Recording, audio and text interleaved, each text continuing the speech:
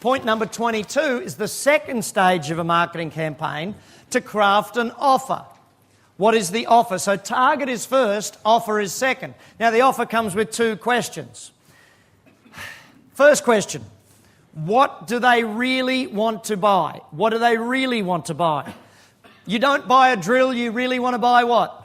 The hole in the wall, okay? It's like you don't buy business coaching. Do you really want a business coach? Do you really want someone that's a pain in your ass, ringing you up every single week, making you do the work and getting you more successful? No. What you want is more money, less work, and more stability in the business. Yes or no? So you've got to know what they really want to buy. Are they buying a computer system? No, they're buying what the outcome of the computer system is. Are they buying a haircut? No, they're buying compliments from their friends and family. When I used to have a hairdressing salon, you ladies will love this one. When we had a hairdressing salon, we would find out your husband's name and his phone number, and when you left the salon, we would call your husband and say, hey, it's Mary from your wife's hairdressing salon. Just so you know, she had her hair cut today. You better make a comment. Women would come back to the store and go, you can't believe it, after 20 years my husband noticed I had a haircut. You guys are the best ever. Stupid little things, but they work. You know, what are they really looking to buy is a very important aspect of crafting the offer. You can't create an offer unless you know what they really want. The second part is, why emotionally are they buying it? Why emotionally are they buying it? If you don't know the emotion behind it, it's like in our target audience for the ladies' clothing store. The hairdressing salon was young, hip, all these young women. They wanted sexy, they wanted to look good, you know, they wanted to impress their friends and the guy. That's what they wanted. Their emotional reason for buying it were different.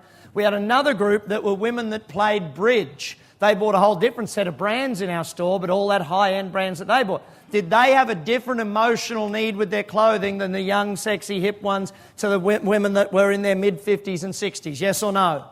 Entirely different. Could you make the same offer of a slinky silk kimono gown to the women at the bridge clubs?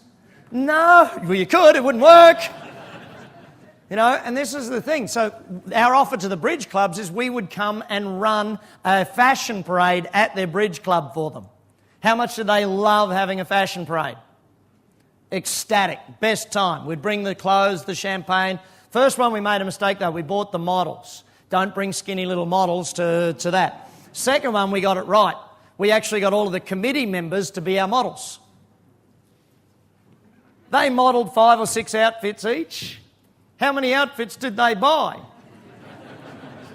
Second one we worked out, don't just get the committee, get 10 of them modelling, 6 outfits each, you're guaranteed 60 sales. You know, phenomenal stuff. But what are they buying? It's like for us as business coaching. Why emotionally do people buy business coaching? You know, it's not just about making more money, it's about the emotion. I was chatting with a gentleman the other day, and he said to me, but Brad, I don't know if I need a business coach. And I said, well, hang on, let me ask you some questions. We were chatting. This guy literally hadn't taken his family and his wife on a vacation in 9 years. He'd been running his business, hadn't taken his family on a vacation in 9 years. What do you think his emotional needs are? You know, it's not about the money for him.